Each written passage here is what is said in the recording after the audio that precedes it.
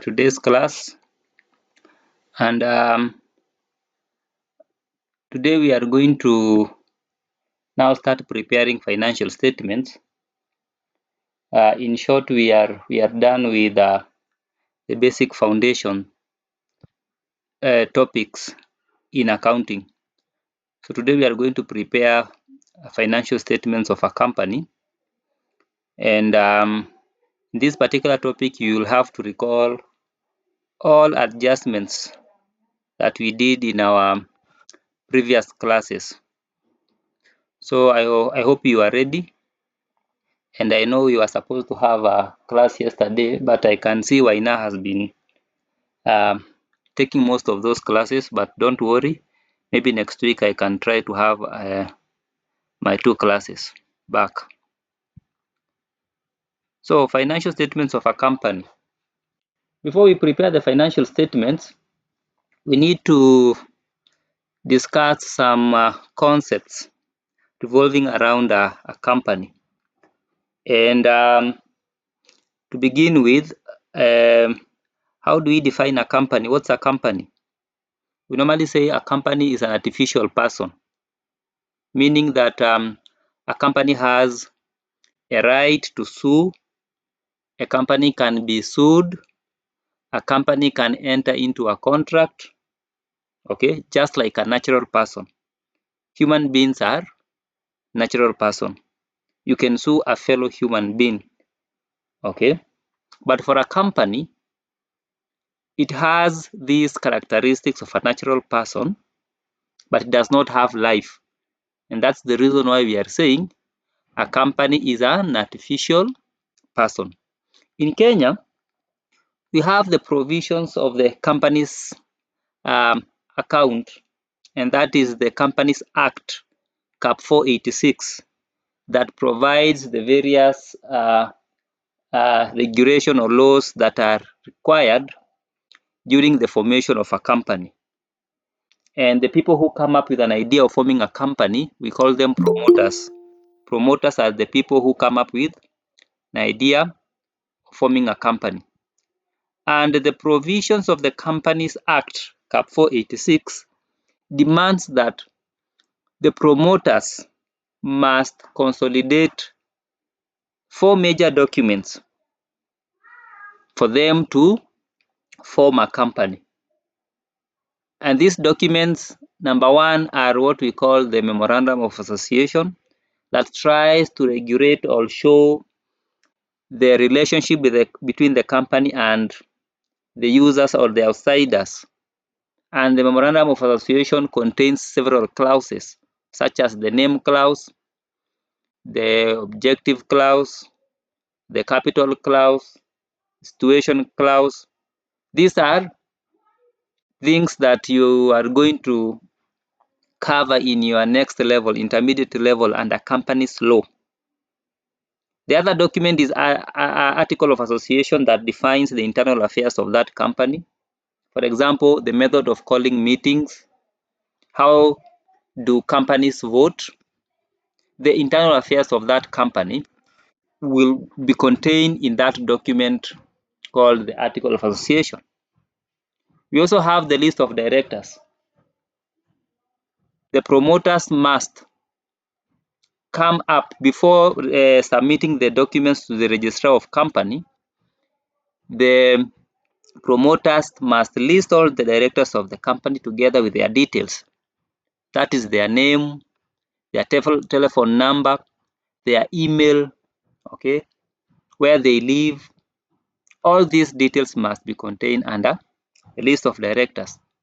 And then lastly, the declaration from the directors. The directors must declare that actually they are the directors of that company and they are mandated to perform certain duties or responsibilities. Okay.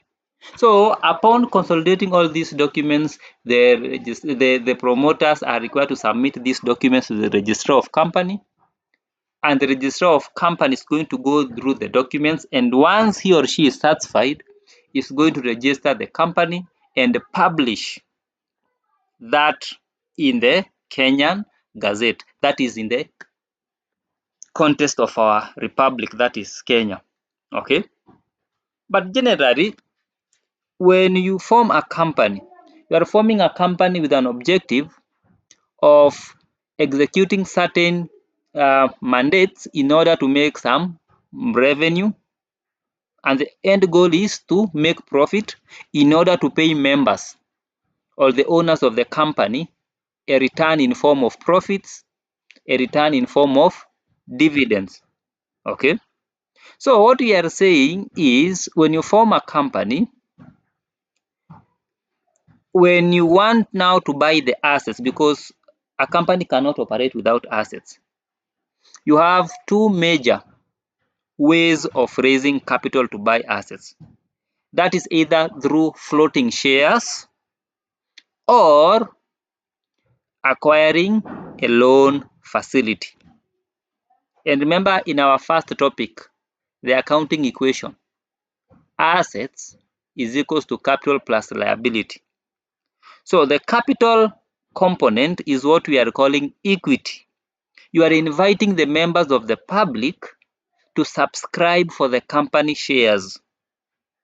And anyone who buys shares in return will give the company money.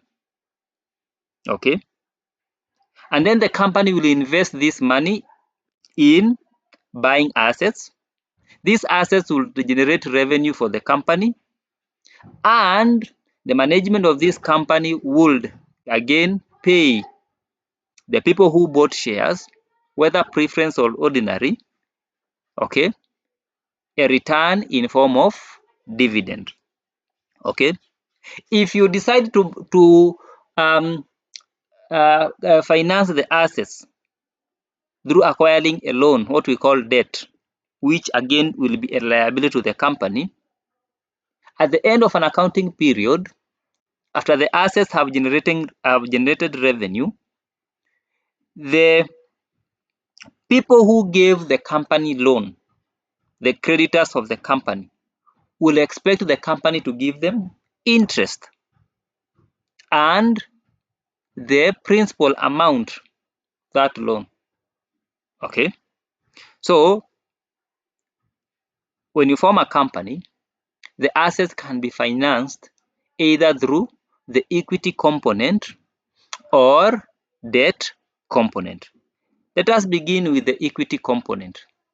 When you buy a share, assuming you are a shareholder, you can either buy ordinary share or preference shares. Okay, ordinary shares are also called residual shares. They're also called common shares. When you buy these shares, you will be entitled to voting rights in a company. The people who buy ordinary shares, they are actually the owners of a company. So in case of a major decision, they will be entitled to vote.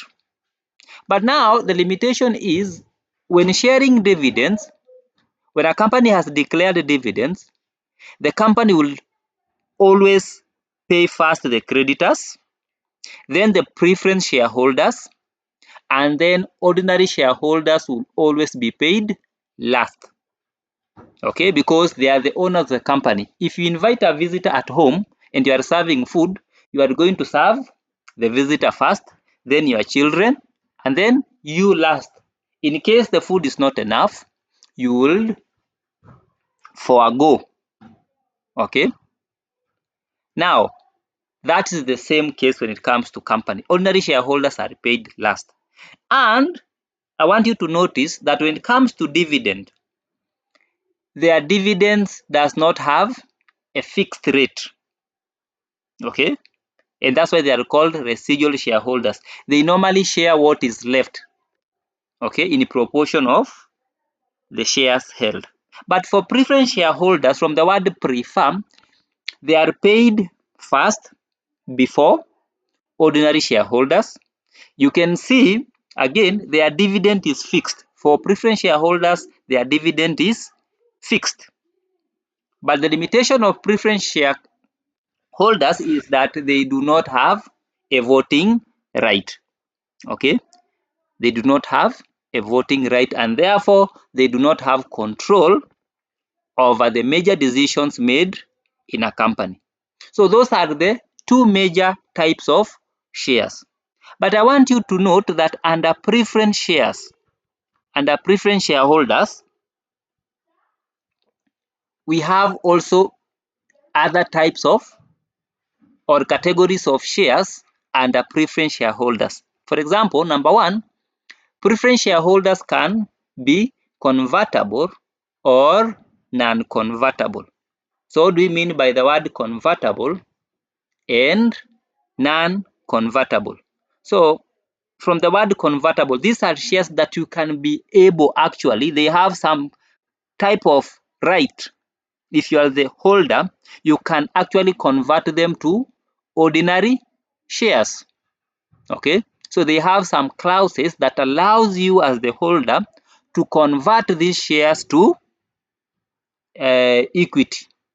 Non-convertible, they do not have that right or the option to the holder to convert them to ordinary shares. We have redeemable and irredeemable. So redeemable, the word redeemable means you can be able to buy them back. Okay, irredeemable means you cannot be able to buy them back. The company does not have the right to buy them back because there's a clause that limit the companies from buying those shares back from the shareholder. But redeemable, they have a clause that allows the company to redeem or to buy back the shares. We have what we call participating and non-participating. From the word participating, okay, they have an additional benefit. Remember, when a company declares dividends, or let me give an example, when a company is being wounded up, creditors will be paid first, then preference shareholders, then ordinary shareholders. So if you have participatory shares, it means whatever is left, you can participate. Okay, you can participate together with the ordinary shareholders. But non-participating or non-participatory preference shareholders, they cannot be able to participate either in form of the dividends that has remained, or in case of a company has been wounded up, whatever has remained, they cannot be able to participate, okay, in sharing. Then we have cumulative and non-cumulative. So remember, a company can decide not to declare dividends during a particular accounting period. So if they do not declare, remember preference shareholders, they have a fixed rate of dividend. So if a company decide not to declare dividends, if you are a non-cumulative preference shareholder, it means you cannot be able to carry forward your dividends. Okay, so you are going to lose everything because you don't have the right, your shares do not have the right to carry them forward to the next accounting period. But if you are a cumulative preference shareholder, it means you have the right to carry forward. Even if the company did not declare dividends, you still can be able to carry forward your dividends and be paid in the next accounting period. Okay. Then lastly, we have what we call shares with callable option. These are shares whereby the shareholder has the right to redeem the preference shares in between. Okay, so you can redeem them at a premium, okay, if it was redeemed in between. Okay, so this is like an option. We normally have what we call call option. We also have what we call put option. Okay, so the rate of that preference dividend will be dictated by the prevailing prices in the market. So those are the types of preference shares. But you can be asked in an exam, discuss types of share capital. What we've discussed is types of shares. Types of shares. But in an exam, you can be asked to discuss types of share capital. So what do we mean by share capital? During the formation of a company, the promoters or the people who come up with an idea of forming a company, they need to declare to the registrar of company, okay, the total number of shares that the company intends to issue to the members of the public in order, okay, to know their total share capital, what we call authorized share capital. So in their document under the capital clause in the memorandum of association, the promoters must indicate the authorized share capital. Authorized share capital means if the authorized share capital is 50 million, it means that company cannot do any work that exceed 50 million. They can do any work from 50 million and below. That is authorized share capital. So it means therefore authorized share capital, or what we call registered or nominal capital, is the total share capital that the company is allowed to issue to the members of the public or shareholders. Okay? And if the authorized share capital is 50 million, you cannot raise from the members of the public, okay, amounts more than 50 million. Are you together? You cannot exceed or you cannot issue more shares, okay, exceeding the authorized share capital. You cannot do work. For example, if you have applied for a tender, you cannot apply for a tender that is worth more than 50 million. It's going to limit your scope. Are you together?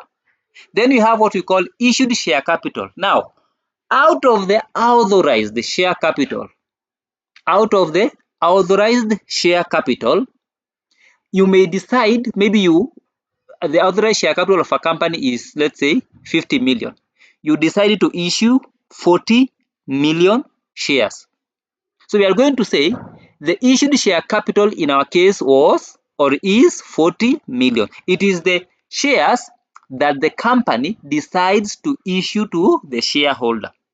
And that should, the issued share capital should always be less or equal to authorized share capital. You cannot issue shares that are more than authorized share capital. It is either equal to authorized or less. Are you together? Up to that point? Now, called up share capital. So, if a company has issued a share, let's say the par value of a unit of share is 10 shillings. Maybe upon issuing that share, the shareholder paid 8 shillings. So there is a remaining 20 shillings that the shareholder has not paid.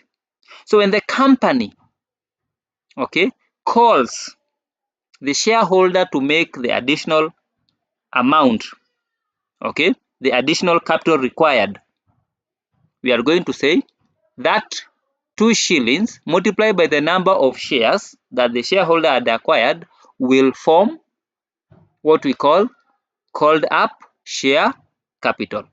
Okay, that 20%, 2 shillings of 10 shillings is 20%. Are you together up to that point? Are you together? Yes, yes. Now, uncalled share capital is the opposite. Okay, this is the share capital which the company has not requested for payment. Okay, and therefore these amounts may be received in the future period. But called up share capital, it has already been called by the company, okay, as an additional capital. But uncalled share capital, the company has not yet made request for payment from the shareholder. Okay. And then paid up share capital now is what the shareholder has paid. Whatever the shareholder has paid in total is what we call paid up share capital. Okay. So this is what I had explained, the distinction between preference shares and ordinary shares. You can get this in theory, okay, in your paper. So we've said preference shareholders, they don't have ownership right. Ordinary shareholder, they have ownership right. Preference shares, they do not have voting right. Ordinary shares, they have voting right. And therefore that means that preference shares, they are not risky because you are not going to be involved with major decisions of a company. But ordinary shares, then because of these responsibilities, they tend to be riskier. Then preference shareholders, again we said they are paid first, they are preferred first, okay, but for ordinary shareholders they are paid last. And for preference shareholders, they have a fixed rate of dividend, but ordinary shareholders, they do not have a fixed rate of dividend. And therefore, for ordinary shares, if you acquire ordinary shares, that will be pure equity, okay, because there is ownership right, there is voting right. For quasi equity, that one is linked to preference shares because they do not have ownership right nor voting right. So it is important to remember at least 4 or 3 because you can get that in the question. Now we've dwelt on the equity component. When you form a company, one way of financing your assets is through floating shares, okay, but you also have the debt component. You can issue debentures. Debentures are loans from the public. So you finance your assets through acquiring a loan facility. So what is the distinction between shares and debentures? What is the difference? Because for a loan, we all know that the company will be required to be making interest payment every year. That is one. In terms of payment, creditors will always be paid first. For shareholders, they will always be paid last. Something else about interest. You need to know what is the rate of interest, meaning there is a fixed rate of interest. But for shareholders, in particular to ordinary shares, we don't have a fixed rate of return. It is only preference shares that we know there is a fixed rate of return. For debentures, again, they do not have ownership right. They do not have voting right. Oh, yeah, it is. I didn't go. They do not have voting right. But I want to bring to your attention, and this we are going to do later in your intermediate level. Under debentures, you can have convertible loans. Have you ever heard of convertible loans? These are loans that they have some clauses that enables the holder to convert the loan into equity. Meaning, if you are a creditor of a company, but there's a clause, okay, in the loan, convertible loan, that allows you to convert your loan into shares. So you can transit from being a creditor of a company to the owner or a part of ownership. Okay, so that is in the case of a convertible loan. Are you together? So again, you need to know the distinction between shares and debentures. A share is usually a unit of capital, capital, but for a debenture, it is usually a unit of loan. So again, you need to know at least 4. Are you together? Up together, up to that point. Yes. Now, because now you understand uh, the distinction between the equity component and debt component, the equity component has various elements. So what are the elements? Let me just add that here before we do a question. Elements of equity component. Number one, of course, is the ordinary share capital. Okay. Number 2, we have what we call share premium. So what is the difference between par value or market value and premium? Normally, during the formation of a company, the promoters, the people who come up with an idea of forming a company, they will always find a way of valuing, okay, the shares of that company. For example, they may employ various valuation techniques and conclude that a share is going to be valued at 10 shillings. But when they issue the shares to the members of the public, the equilibrium price will be determined by the forces of demand and supply, or what we call market price. So the market price may be 15 shillings, but the par value was 10 shillings. So that difference between the market price and the par value is what we call premium. So let me write it here. The difference between market price and par value. That's what we call premium.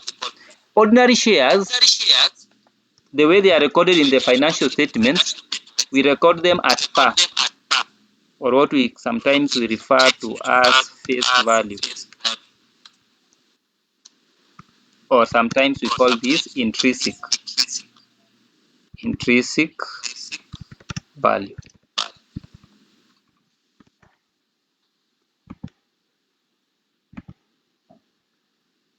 Then number 3, we have what we call retained earnings.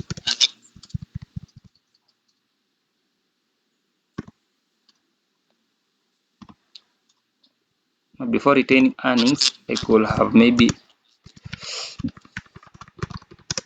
talked about preference shares capital, and then now lastly we have retained earnings, among others. So these are some of the elements that you expect to record under equity component when preparing financial statements. Okay, so I think we can do an illustration from the past paper.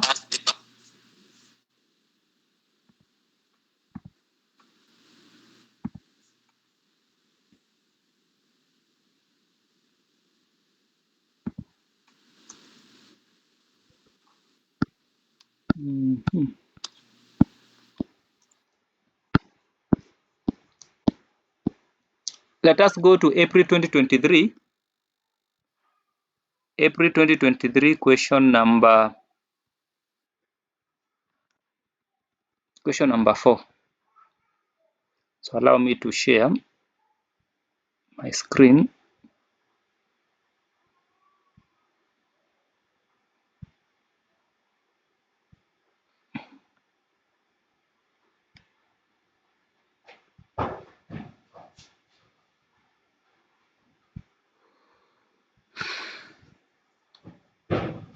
Someone to volunteer and read the question.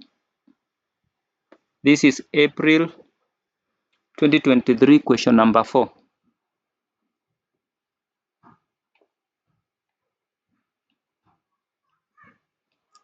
Anyone to volunteer kindly?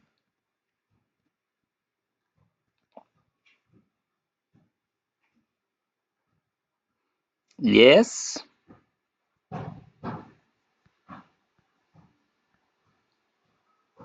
A volunteer.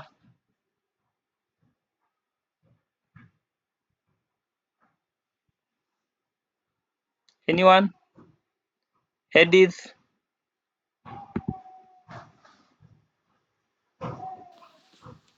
Question 4. Yes. The following trial balance was extracted from the books of Bahati Limited as at 31st March 2023. Ordinary share capital. Go to addition information. Okay. Addition 1. The company maintains a gross profit margin of 20%. As at 31st March 2023, account receivable balance included 250,000 due from a customer who has been declared bankrupt. The allowance for doubtful debts is to be adjusted to 5% of the account receivable as at 31st March 2023. As at 31st March 2023, administrative expenses accrued amounted to 175,000, while prepaid selling and distribution expenses amounted to 75,000. The company paid interest on the debentures for the year ended 31st March 2023 on 5th April 2023. Depreciation is to be provided as follows: building 2% per annum on cost, fixtures and fittings 10% per annum on reducing balance. The Capital's directors proposed that the preference dividend be paid, a dividend of 10% on ordinary shares to be paid, 2.5 M be transferred to general reserves. So you required the value of inventory, statement of profit, statement of financial position. Thank you. So I want us to do this question. The question carries a total of 20 marks. So it is important for you to pay attention. Now we have a trial balance, and you can see the trial balance total is okay because the debit side equals the credit side, 165,800, 165,800. Now we are interested with addition information, what we used to call adjustment in our previous topics. We begin with the addition information number 1. They are saying that the company maintains a gross profit margin of 20%. That information needs to remind you that when you come across the word gross profit margin, margin goes with sales. If it was markup, markup goes with cost of sales. So we have a gross profit margin of 20%, meaning if you want to know our gross profit, you simply take 20% of total sales. So maybe you can let us begin with the addition information number 1. So it was which sitting? 2022 December or April? August? 2023 April. 2023 April. Question 4.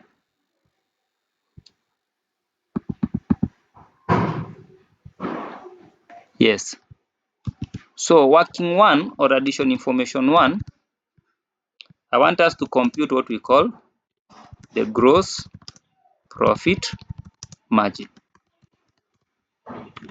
So we've been told that it is 20%. 20%. So we ask ourselves, what is our, so this one is the rate. So that is our rate. And then we ask ourselves, what is the value for sales? So if you go back to the question, we need to find the sales. So the sales is here. The sales is, this value is, and remember the figures are in thousand. So this is 120,000, right? 120,000. So our sales there is 120,000. So to get gross profit, simply going to take 20%, we multiply that by 120,000, and we get what? 24,000. So 20% of 120,000 is 24,000. That figure will be useful when preparing the income statement, what they are recording profit and loss statement. Why? Because you can see here, normally in the income statement structure, we normally start with sales less cost of sales. Under cost of sales, we normally have opening inventory, we add purchases, we add carriage inwards if they are there, you less return outwards, then you less closing inventory. But you can see we have opening inventory in our trial balance, 1st April 2022. That is the beginning of our accounting period. But we do not have closing inventory in our addition information. So it means we are going to work backward. Because we have gross profit, we can work backward and get the closing inventory. And that's why the requirement A is you determine the value of inventory as at 31st March 2023. That means closing inventory, and that will give you 2 marks. So we are done with addition information number 1. The next chapter will be to prepare the income statement. Are you together? So we are done with that. We proceed to addition information number 2. As at 31st March 2023, account receivable balance included 250,000 due from a customer who has been declared bankrupt. So when a customer has been declared bankrupt, we call that bad debts.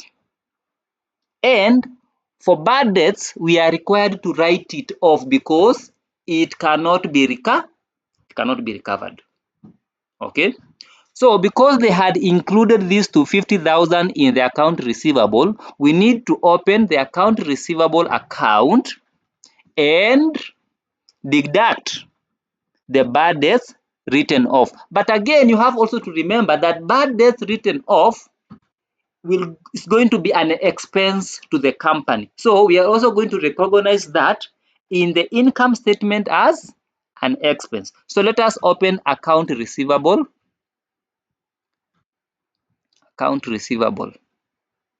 So working 2, we are going to open receivables account or account receivable. So we open this account.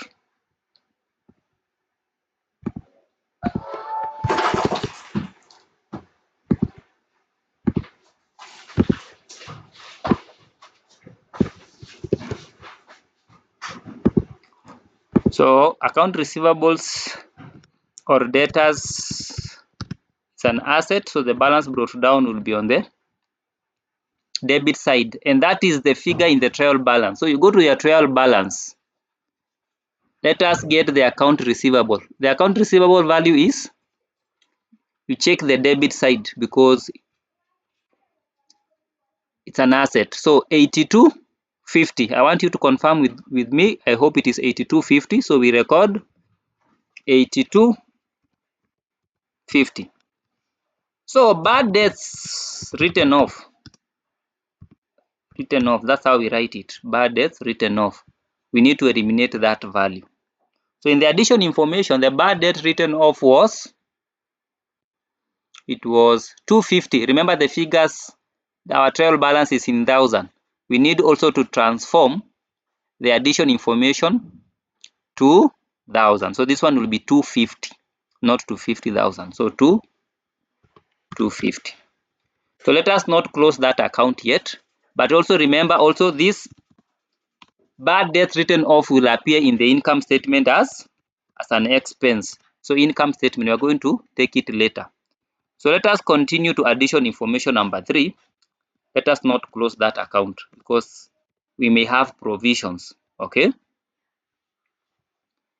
So addition information number 3, allowance for doubtful debt is to be adjusted to 5% of the account receivables as at 31st March 2023. Now here we have allowance for doubtful debt. Let us go to the trial balance. Do we have allowance for doubtful debt? Yes, allowance for doubtful debt at the beginning of the year. And I want you to note that the figure appears on the credit side, 450. It is appearing on the credit side. Okay, because that allowance for doubtful debt is supposed to reduce the receivables value, and that's why it's appearing on the credit side. So let us open allowance for doubtful debt account. So allowance for doubtful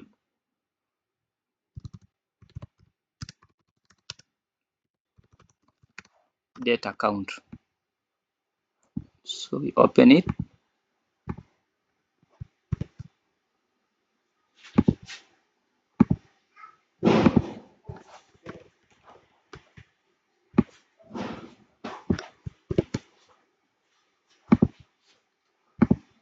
So, but remember, balance brought down figure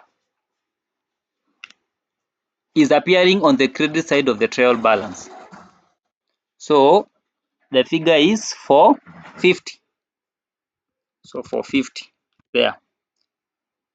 Now we go to the addition information. The addition information, because we are doing adjustment on allowance for doubtful debt, we've been told it's to be adjusted to 5% of the account receivable as at 31st March 2023. For allowance for doubtful debt, I told you to check out two things. Was it adjusted, or are we supposed to adjust it at the end of the year or during the year? The statement here is as at. So meaning we are going to compute. So allow me to compute it here. Allowance for doubtful debt. Allowance for doubtful debt carried down at the end of the year. So we are going to say it was 5% of, we've been told, of account receivables. Account receivables was 82. The account receivable value in the trial balance was 8250. So this is the figure that we are supposed to record at the end here. That was the account receivable at the end. So the figure is 42 or 412.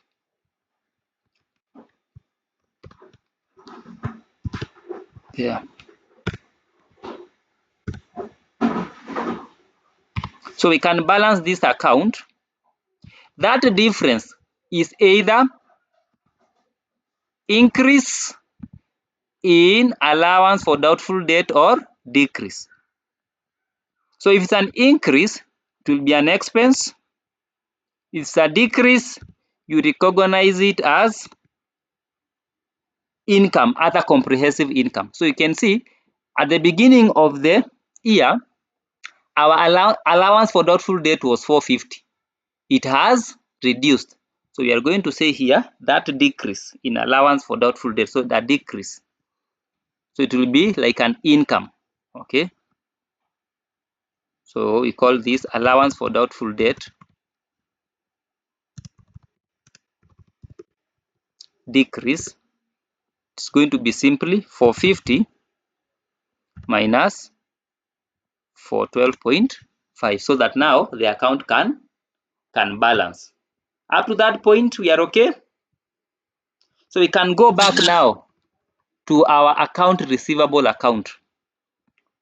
Want to get what is the account receivable at the end of the year.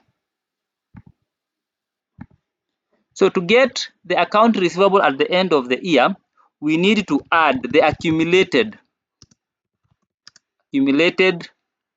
allowance for doubtful debt.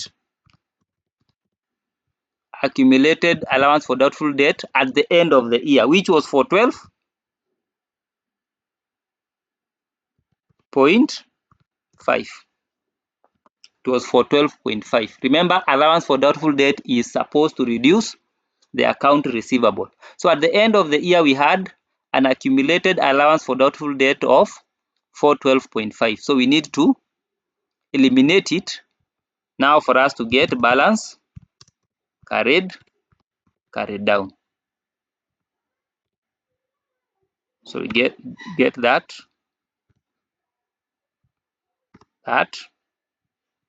So the balancing figure will be, you can use your calculator,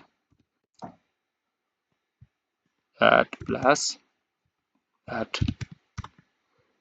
one. So our account receivable balance that we are going to take to the statement of financial position is 7587.5. So we are done with these two accounts, allowance for doubtful debt. And remember, The bad debt written off will appear in the income statement as an expense. The decrease, this one was a decrease, okay? Decrease in allowance for doubtful debt, decrease, will appear in the income statement as an income, okay? So we continue. Next is working for or adjustment for. So adjustment for, we have been told as at 31st March 2023, administrative expenses accrued amounted to 175. That's an accrued expense. You are supposed to add an accrued expense to the existing expense that was paid in cash. And then we have prepaid selling and distribution expense. So prepaid selling and distribution expense, because it does not relate to this year, you're supposed to eliminate it. You remember accruals and prepayments. So let us prepare the two accounts. Administrative expense account. So administrative expense account.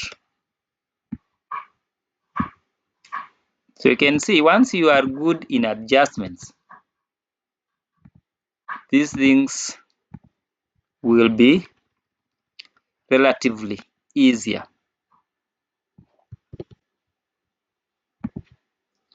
So remember, for expense and revenues, let me begin with expense. The value that you are going to extract from the trial balance for expenses, you label them in the T account as paid on the debit side. For revenue, of course, you are going to take them to the credit side of the T accounts and you label them receipts. Don't ever forget that. So administrative expense, go to that, this trial balance. Come again, Mwalimu. For expenses and revenue, Mm-hmm. we know very well that expenses will always appear on the debit side of the trial balance, right? Yes. So if an item appears on the debit side of the trial balance, it's going to appear again on the debit side of the ledger account or the T account. Mm-hmm. So for expenses, how do we label an item for an expense that we have extracted from the trial balance? You label them as paid, meaning they have already been paid for. Okay. So the narration will be paid for expenses.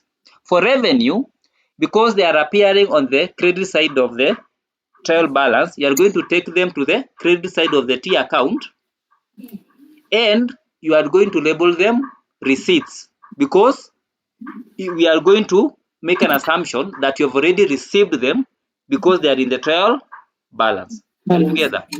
Okay. Yeah, so administrative expense, anyone is going to, yeah, here it is.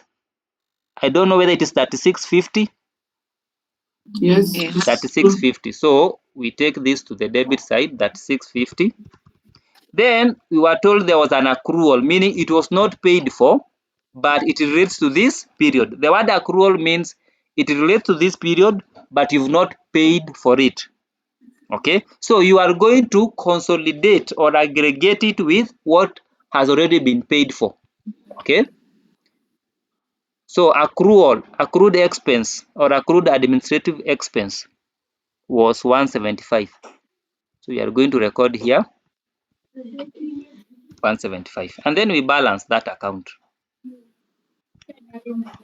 Balance that account.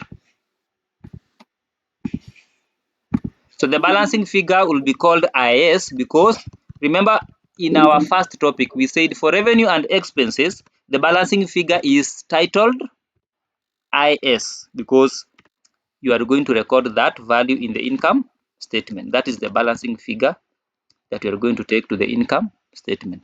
So we are done with that. So we open the other account, which is selling and distribution account.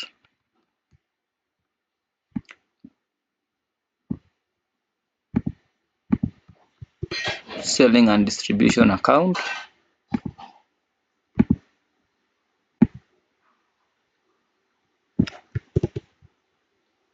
So So again, you go to your trial balance, get the paid figure.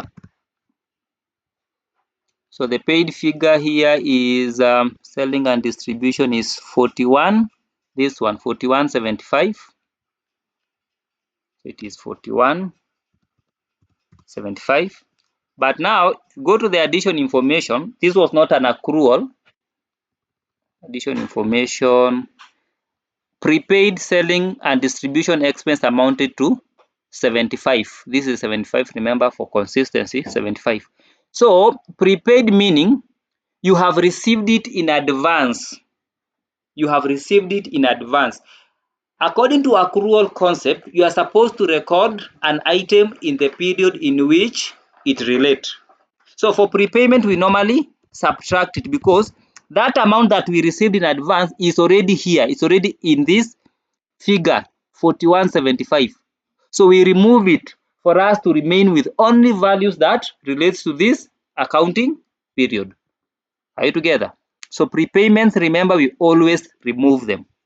Okay, every time you see prepayments, you record it the opposite side, so that now we remain with what you are going to take to the income statement, because the income statement is titled for the year ending, meaning anything that relates to that accounting period. So we are going to balance this account like that. Then we get our balancing figure, which is 4100. So we are done with working number 4. We move on to working number 5. The company paid interest on debenture for the year ended that 5 March 2023 on 5th April. Now, if you go to the trial balance, let us try and get the debentures. You know, there are two ways of financing assets. So there was also debenture for this company. 8% debenture. 8% debenture. 1, 2, 3, 4, 1, 2, 3, 4. This is 2,500. I hope it is 2,500. So 8% of 2,500 was paid. But the addition information says the company paid interest on debenture for the year ended at 1st March 2023 on 5th April. If you go to the accounting period, our accounting period runs from April to March 2023. So that interest was paid outside our accounting period. So what we are going to do, because we are not interested with items outside our accounting period, we are going to recognize that because it was incurred inside our accounting period but paid outside our accounting period, we are going to record it as an expense in the income statement because it relates to this period. But we are not going to record it as if it was paid for. We are going to recognize it in the statement of financial position as a liability. Why liability? Because inside our accounting period, that is 31st March 2023, okay, we don't have information on whether it was paid for. So it's going to be a liability between 2022 April to 2023 March. Are you together? So let us calculate that interest. It was debenture 8%, 8% debenture. So it is 8% debenture. So debenture working 5. Debenture. So it is 8%. 8% of 2,500. Was it 2,500? 2,500. Yeah, so this one is the interest. The interest. So we've said this interest we are going to recognize in the income statement and statement of financial position as liability. Don't forget that, liability. Okay, as liability. Why liability? Because as per our accounting period, it has not been paid for. It was paid outside our accounting period. So we continue with working number 6. So far, so good with the adjustments. So number 6, Depreciation is to be provided as follows. Building 2% per annum on cost. Every time you come across the word on cost, just know that is straight line method. Okay.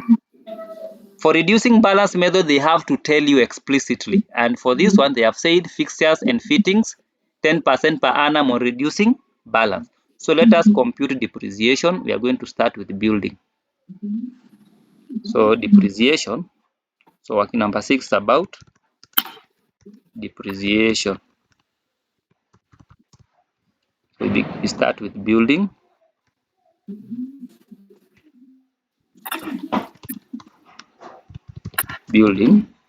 So the building is the rate is 2% on cost. 2% on cost. So what is the cost of the building? Remember, we are using cost, not net book value, but the cost. So the building cost is, this one is 22,500. 22,500. So this depreciation, you are going to recognize it in the income statement because it is depreciation during the year. Okay. But it is also important when you are computing these things for you not to do this adjustment twice. Simply get the net book value also, which is cost. Remember how we get the net book value: cost minus accumulated depreciation minus depreciation for the year. Okay.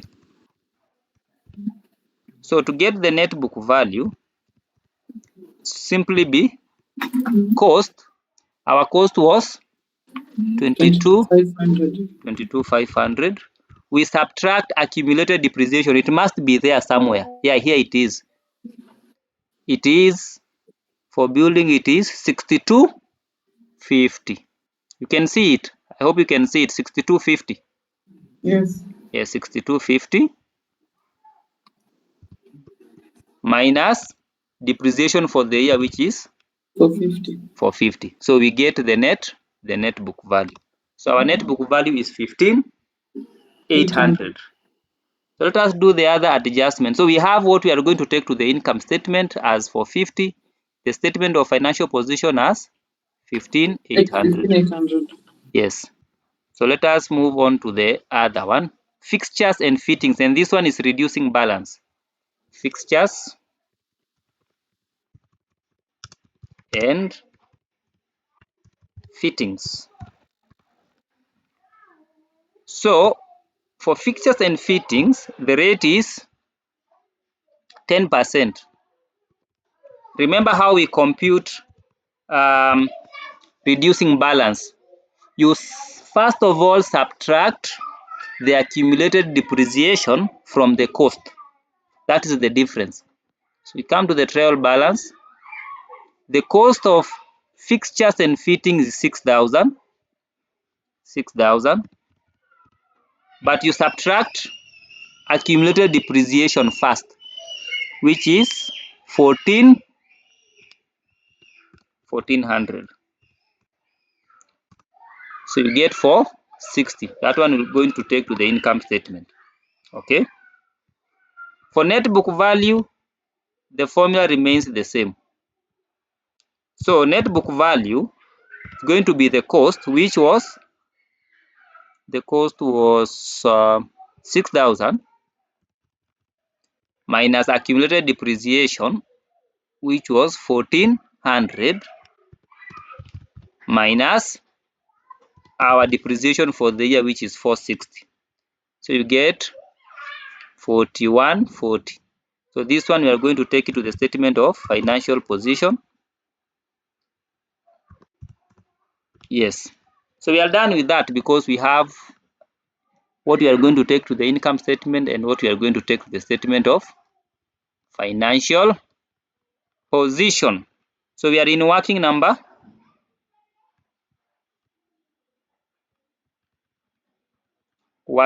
7, the last one.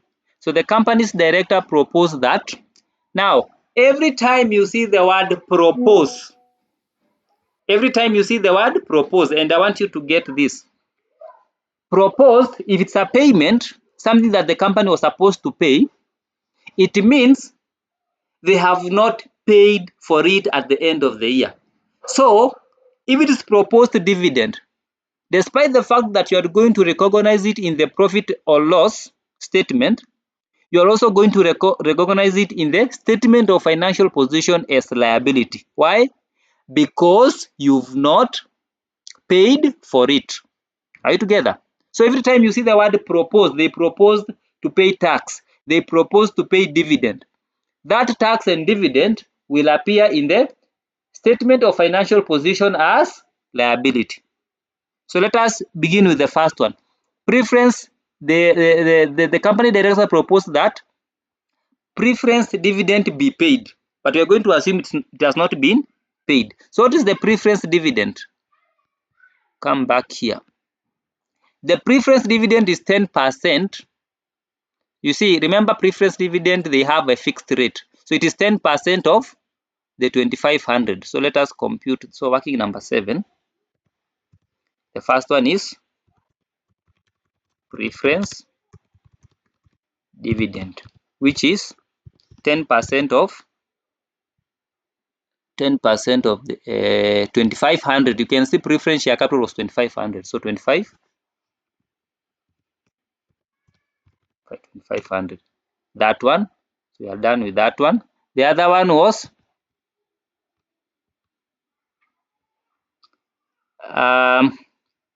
a dividend of 10% on ordinary shares be paid. A dividend of 10% on ordinary shares.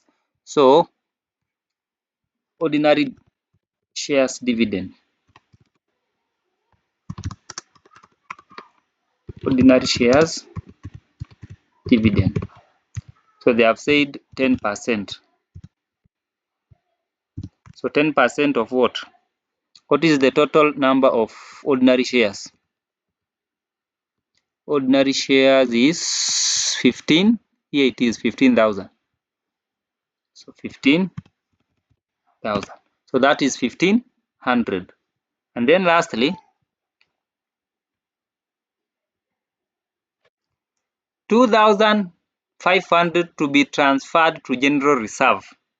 So that means for you to transfer anything, every time you come across company's account and they are asking you to transfer will always come from the profits of the company, retained earnings. So when you are told to transfer, it means you reduce the retained earnings and you increase the account that they want you to transfer these amounts to. So here they are telling us to transfer it to general reserve, meaning our general reserve is going to increase by 2,500, while the retained earnings account is going to be reduced by 2,500. So what we can do, we can open two accounts. One, of course, is the retained earnings account. Retained earning accounts, where the amount is being reduced. So you cannot transfer from ordinary shares. You only transfer amounts from the retained earnings, okay, because that's where the profits of the company are recorded. So that is the retained earnings. Let me record the other account here just beside it. It is called general reserves. General reserve account.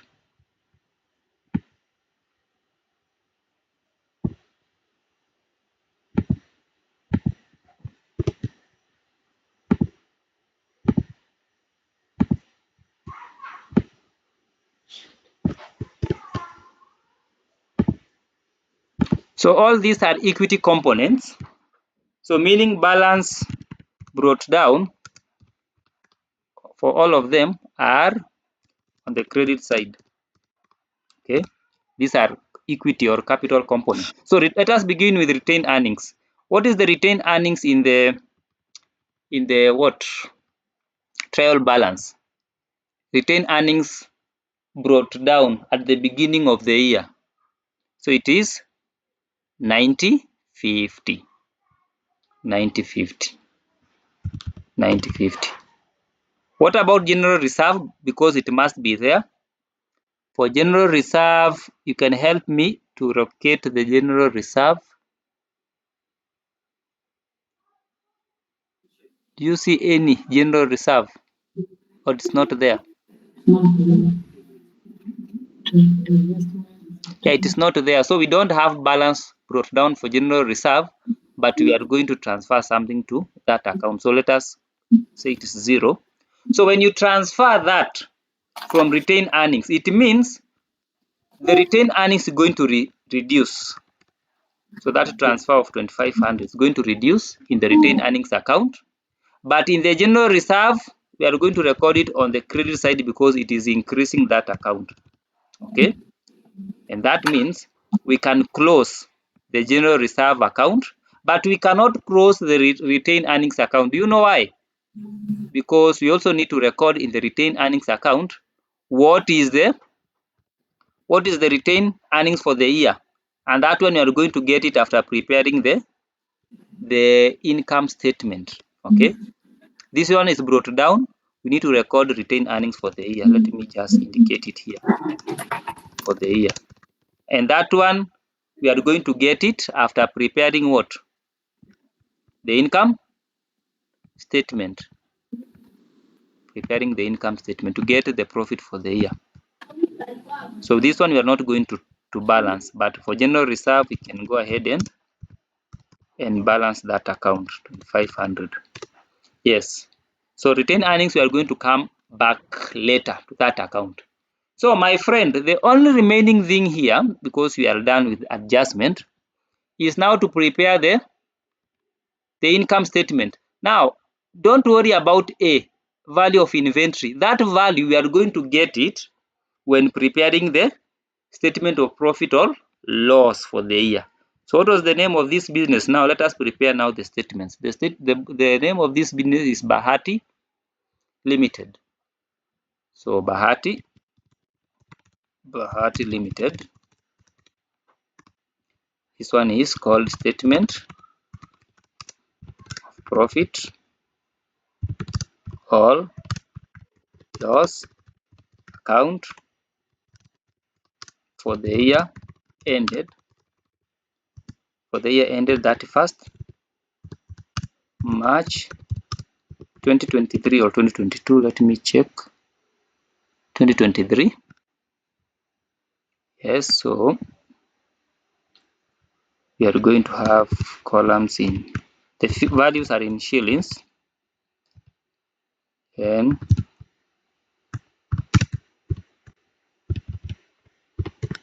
like that. Let us center this.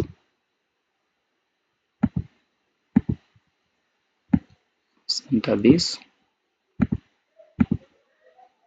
We also center this.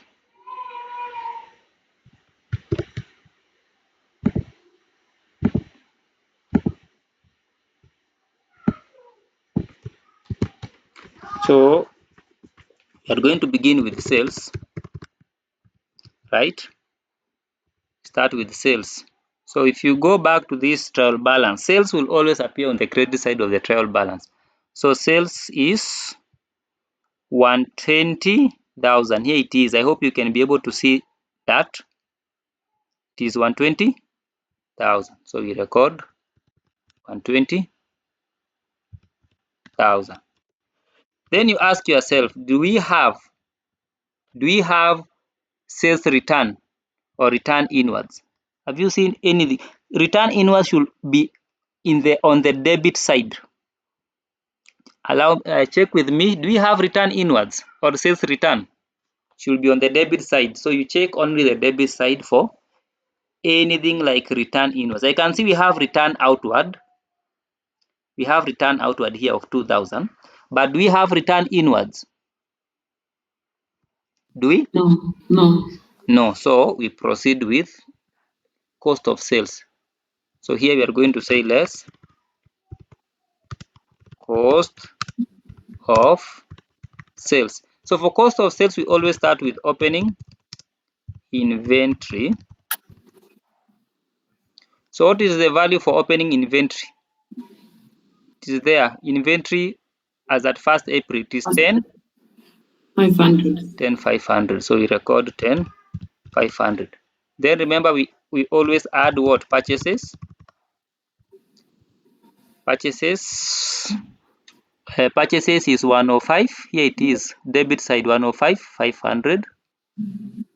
105 500. Then less what? Return outwards. Return outwards. So remember always to start with negative because we are supposed to less that. So return outward, it was somewhere, it was here, 2000. 2000. 2000. Then you can less again closing inventory, and we don't have closing inventory. That's what we are required to find, closing inventory. But even if you don't have closing inventory, we know when you get closing inventory and you add everything, you are supposed to get a figure there, and that figure is supposed to help you get gross profit. But we already have our gross profit. We have gross profit, so we can work backwards. So gross profit, we had computed it. It was working number 1. It was 24. Here it is. Here 24,000. Okay, it is 24,000. So it means if gross profit is 24,000, and how do we get gross profit? It is 120,000 or sales minus cost of sales. So the total that we could have gotten here, suppose we had closing inventory, was cost of sales. But we can be able to get this value, cost of sales, by taking 120,000 minus 24,000. Because now, if you take 120,000 minus this one, now 96,000, you get 24,000. So it means this is our cost of sales. But how do we get the closing inventory now? We know very well that when you add all this, supposed to give you this. Okay, when you add all this, supposed to give you this. So we can get that closing inventory by saying 96,000 minus, open bracket, you add all this.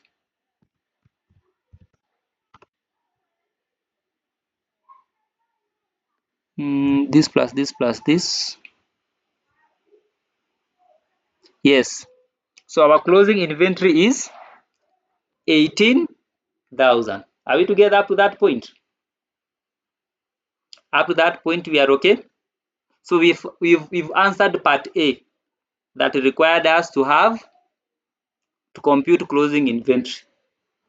Okay, and if you want to check, when you add this plus this plus this plus this, supposed to give you 96,000, and then 120,000 minus 96,000, it is 24,000. I hope we are together. Then now you come to other income. Other income always begin with the one you adjusted. We had decrease. I remember we had decrease in allowance for doubtful debt. You remember that decrease? Chat tuitafute huko juu. Decrease, we had decrease. Here it is, decrease. Here, decrease in allowance for doubtful debt. It was 37.5.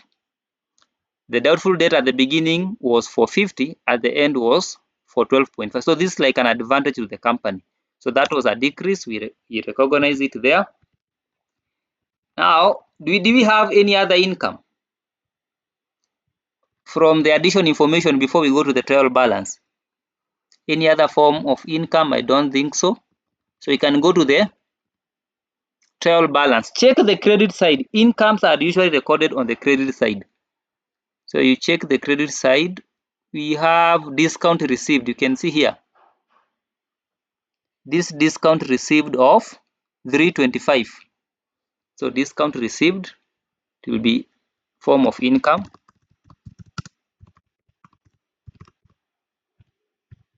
Discount received, and it is, how much is it? 325. Help me to check any other income. Don't have any other, right? Don't have any other. Discount received only. I can't see any other. So therefore we can get that total, which is gross profit plus that plus that. Now let us record expenses. For expenses, I know we had so many expenses that we adjusted, such as selling and distribution. Remember selling and distribution? So we begin with selling and distribution. So selling and distribution,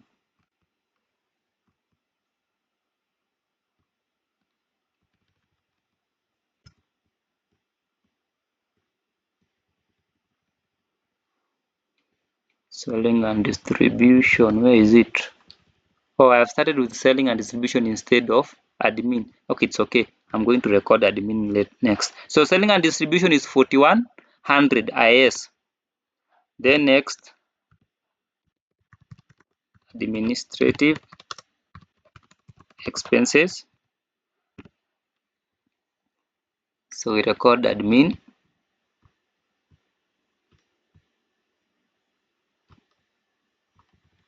Admin, here it is. Then we had depreciation. We had depreciation for two items. The first item was what? You can remember. We had depreciation for, it was building and fixtures and fittings. So we start with building. And the depreciation we are taking here is the depreciation for the year. So depreciation for the year. Here it is, building. Next is for furniture and fixtures. Yes. So go to the account. Here it is, 460. What else did we have? Bad debts. Remember bad debts written off? Yeah. Bad debts written off. So bad debts written off. Where did we record it? Bad debts written off. We recorded it somewhere. Here it is, 250. Then we also have interest. Remember debenture interest? Debenture interest. There was a working on debenture interest.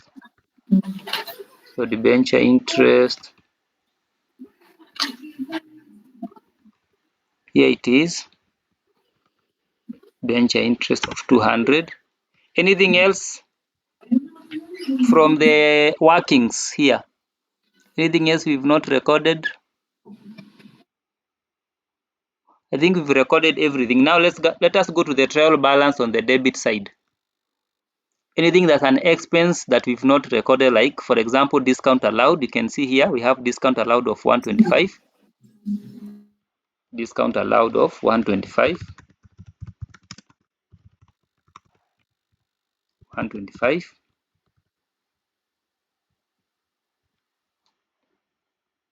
And then we have director's fee. You can see we have director's fee here of 1,000. Director's fee 1,000. Anything that we did not adjust, you just record them the way they are. Anything else? Selling bad debts written off. Wait a minute, we had bad debts written off of 100, and in the okay, so this one, bad debts written off, this one, we have two bad debts. We are supposed to open a separate bad debts written off so that we can consolidate the 100 together with what was there in the addition information. So for this 100, it's just a matter of adding it to whatever is there. So this bad debt, we are going to add 100 for now for it to be 350. Okay, are you together? Yes, but that 100, you are going to notice we did not adjust it in the T account, receivable account. Why? Because it's already been adjusted for. If two items appear in the trial balance together, it means they have already adjusted for that figure. We only adjust for what is in the addition information. Are you together? What's appearing in the addition information, because that is what requires adjustment. So anything else we've not recorded? So let us continue. The balance sheet is going to tell us because it must balance. So we are going to add all of these expenses to get what we call profit before tax. So profit before tax is simply you take your total revenue, you subtract your total expense. Okay, so that is our profit before tax. In this question, did they tell us the tax figure? Was there a tax, or they assumed we are not taxing this company? Yeah, we don't have information for tax, so we are going to assume tax is 0. Then we get profit after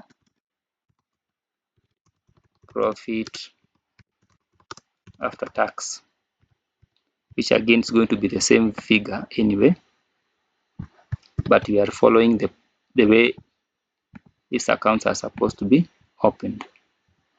It is that one minus 0. Then next you pay dividends, so less dividends. So you pay dividends.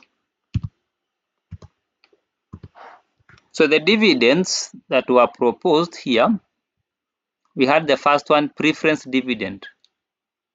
So preference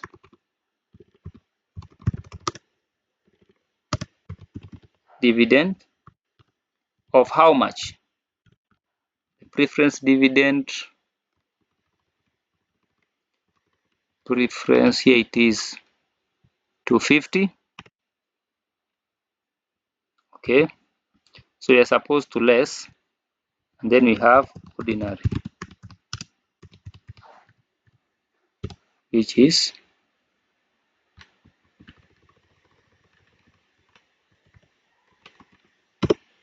that. So we can add negative sign here because we are supposed to less. So we get what we call now retained earnings for the year.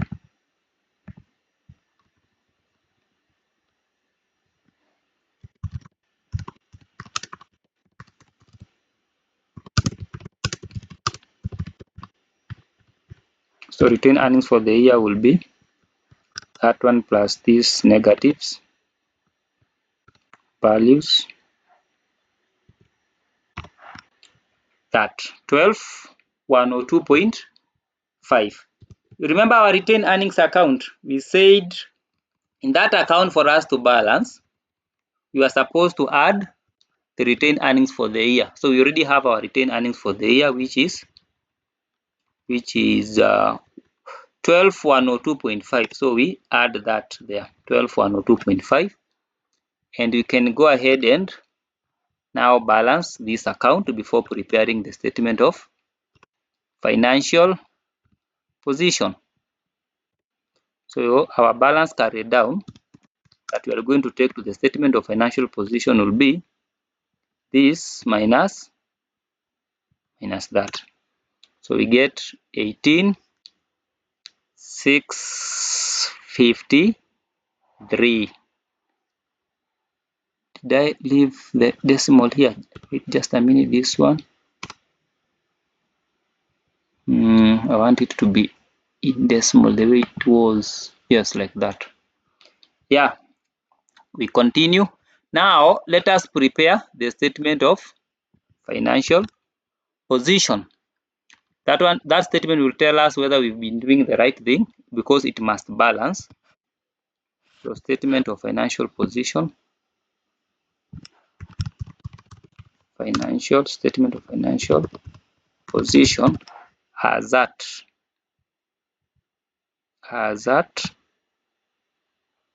normally say has that. So we are going to have here shillings. Of course, the figures are in thousand.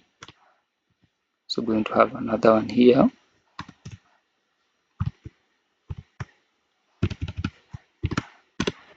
We start with non-current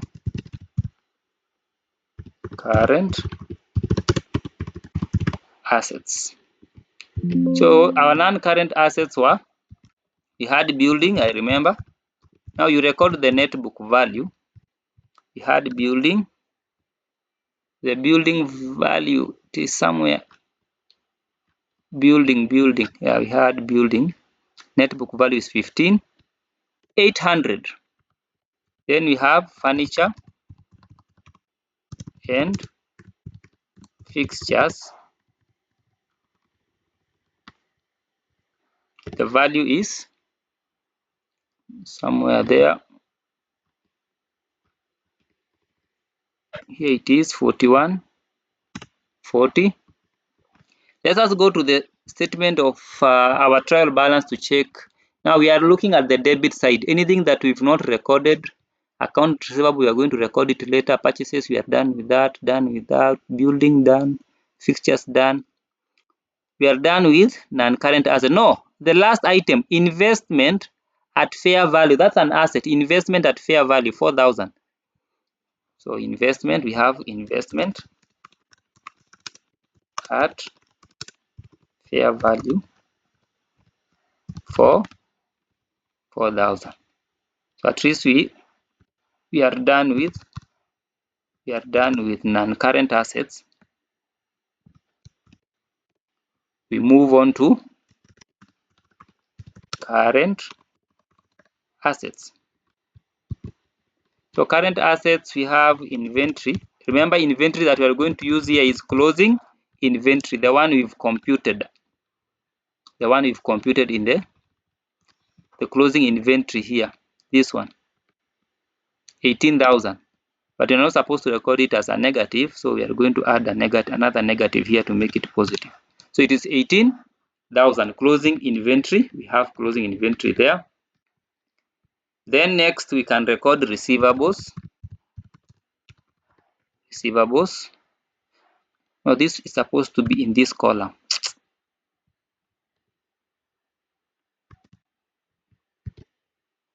So receivables.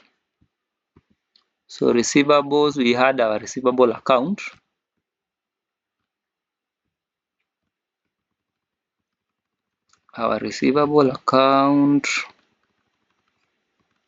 Here it is, balance carried down there. Then remember we had prepayment. When you make payment in advance, it means that is an asset for you.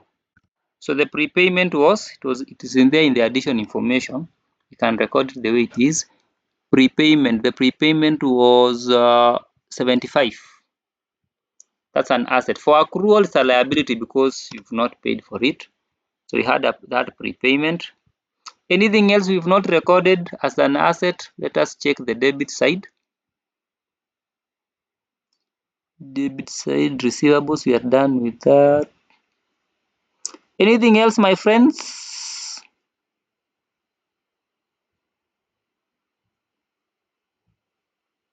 Anything else? Nothing, right? I hope we've not forgotten anything. So let us get the total assets then.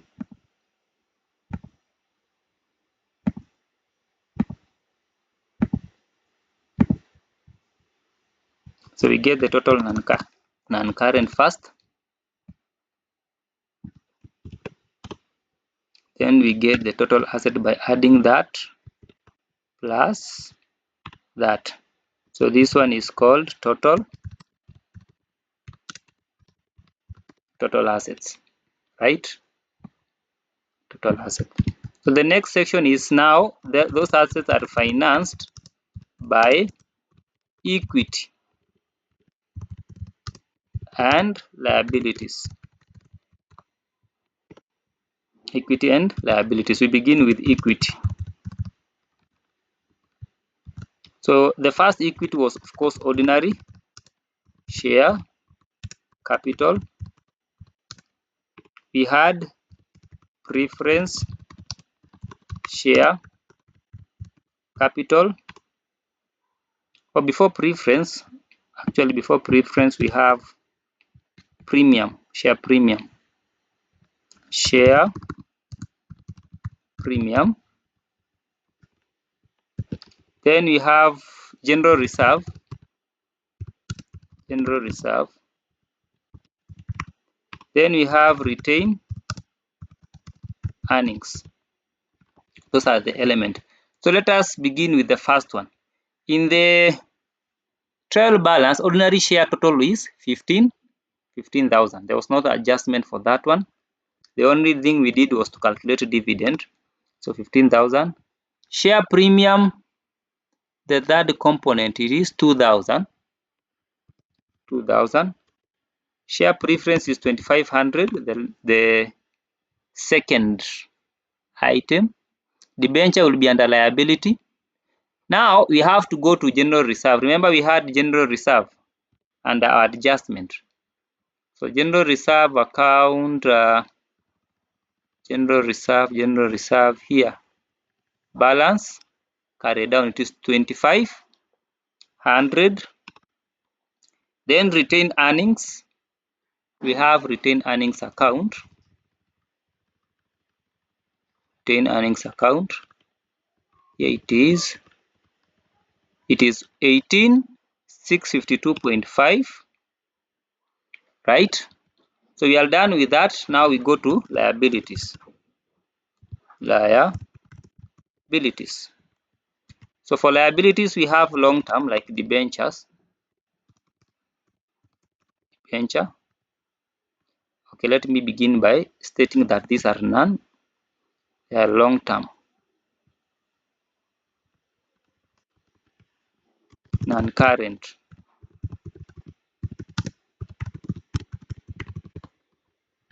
Liability. So debenture was the figure for debenture. The only adjustment we did for debenture was to calculate interest. But its value, principal value is 2,500. So after that, I don't think if we have any other non-current. We don't have any other non-current. The rest are non-current. So we write current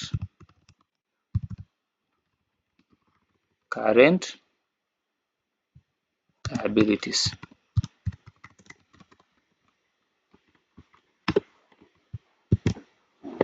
So we have payables.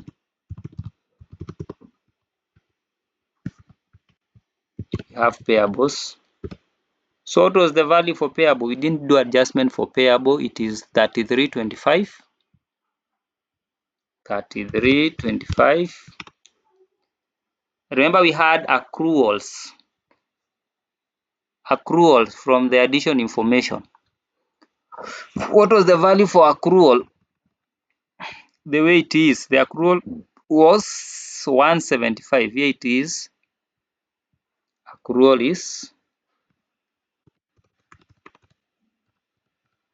175. Then we had proposed. Those dividends were proposed. Okay, so proposed preference dividend. Then we also have proposed ordinary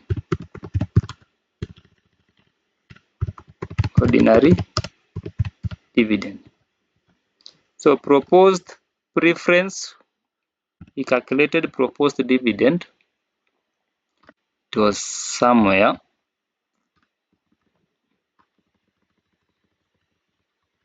Here it is. Proposed preference is 250. Ordinary is 1500. So ordinary is 1500. Sorry, not negative. It's supposed to be equal. Yes. What else are we left with? Let's go to the trial balance. Anything we've not used, check for these items. Anything we've not used, there is this item called you can see bank overdraft of 1000. This is not cash. This means they took more money, so it's an overdraft liability. Bank overdraft liability. So bank overdraft of 1000. So if we have recorded everything, then it means it should be okay. I'm hoping so. Let us get the total. So the total supposed to equal the figure we got under total assets. So up to that point, it is 49,402.5. What did we get there? 49,602.5. There is 100 missing. This one is 49,602.5. This one is 49,402. There's a 200. What did we not record? The 200. It's a 200 missing. Let us check. 200.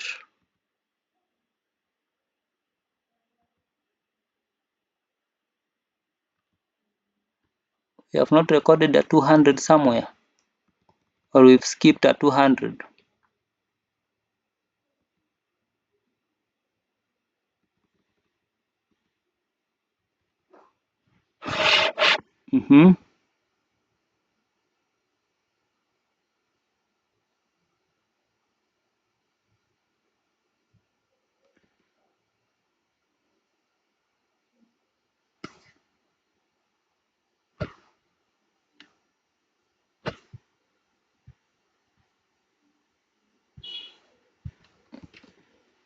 Who can trace that 200 that we seems we've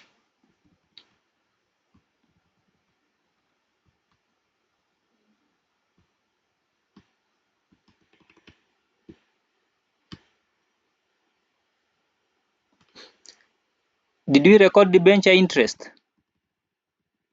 Yes, debenture interest. We didn't we remember they had said, yeah, we had skipped the debenture interest. If you go to the addition information, they had said the debenture interest was paid first. Remember when I was explaining, I told you that debenture interest, because it does not fall within this accounting period, it means we are going to recognize it as a liability, okay?